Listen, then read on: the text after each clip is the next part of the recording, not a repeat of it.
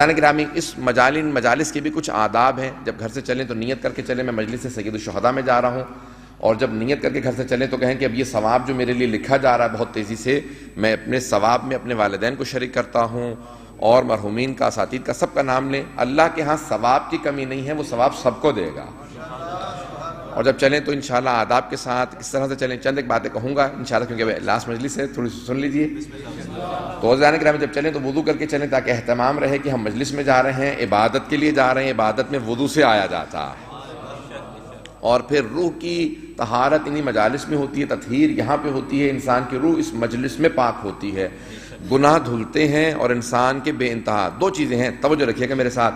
کچھ چیزیں ہوتی ہیں، اگر آپ نامہ اعمال میں دیکھیں نا، ایک قلم ہوتا ہے، قلم لکھنے کا کام کرتا ہے، اور ایک پاک کن ہوتا ہے جسے آپ ربر کہتے ہیں، مختلف چیزیں کہتے ہیں، جو مٹانے کا کام کرتا ہے. اگر پہنچ رہے ہو، کچھ چیزیں لکھنے کا کام کرتی ہیں، کچھ چیزیں پاک کرنے کا کام کرتی ہیں. کچھ ایسے نیکیاں ہیں جن سے آپ کے نامہ اعمال میں ثواب لکھے جاتے ہیں، کچھ ایسے نیک اعمال ہیں جس کی وجہ سے گناہ معاف کیے جاتے ہیں.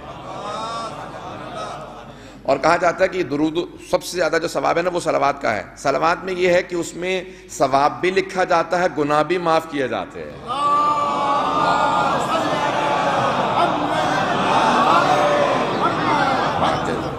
اور یہی اثر ان مجالس کا کہ جب آپ مجالس کے لیے چلتے ہیں تو جیسے ہی چلنا شروع کرتے ہیں ثواب بھی لکھا جاتا ہے اور گناہوں کو بھی محو کیا جاتا ہے.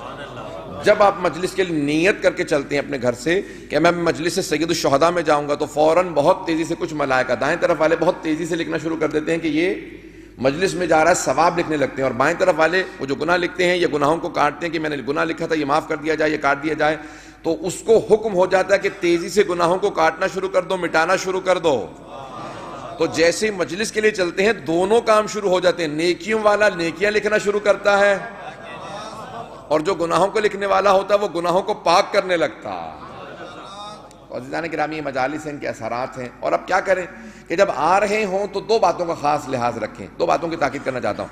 ایک تو راستے میں یا تو اہل بیت پہ درود بھیجتے ہوئے آئیں، صلوات بھیجتے ہوئے آئیں، اور جاتے میں بھی صلوات بھیجتے ہوئے جائیں، کیونکہ آتے میں بھی عبادت کر رہے ہیں، جاتے میں بھی عبادت کر رہے ہیں. بہت سے لوگ بعض اوقات ثواب کو ضائع کرنے لگتے ہیں، الٹے سیدھے تبصرے شروع کر دیتے ہیں، جس کی ایسے بعض اوقات باتیں ضائع ہو جاتی ہیں، وہ جو انسان کا ثواب لکھا ہوتا ہے. اور بہت سے لوگ کہتے ہیں بھئی ہمیں تو گناہوں کی عادت پڑ چکی ہے، اب اتنا ثواب، اتنی لمبی فہرست کون لے کے جائے، تو پھاڑ پھوڑ کے پھینک کے جائیں. وہ شروع کر دیتے ہیں غیبتیں کرنا، تو غیبت کی وجہ سے وہ اتنی جو لمبی ان کو کتاب ملی ہوتی ہے ثواب کی، وہ ضائع ہونا شروع ہو جاتی ہے. بات واضح ہو رہی ہے؟ زیادہ بری تو نہیں لگ رہی ہے؟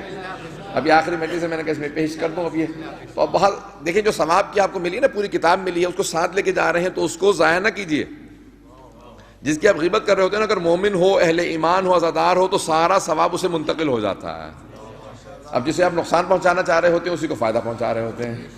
تو اس لیے کوئی کسی کی غیبت نہ کریں. اب ہمارے یہاں کینیڈا میں ایک صاحب، کبھی آپ کے بیٹے کی شادی کہاں کہنے لگا وہ یہودی سے اس نے شادی کر لی. کیوں، کیا ہوا؟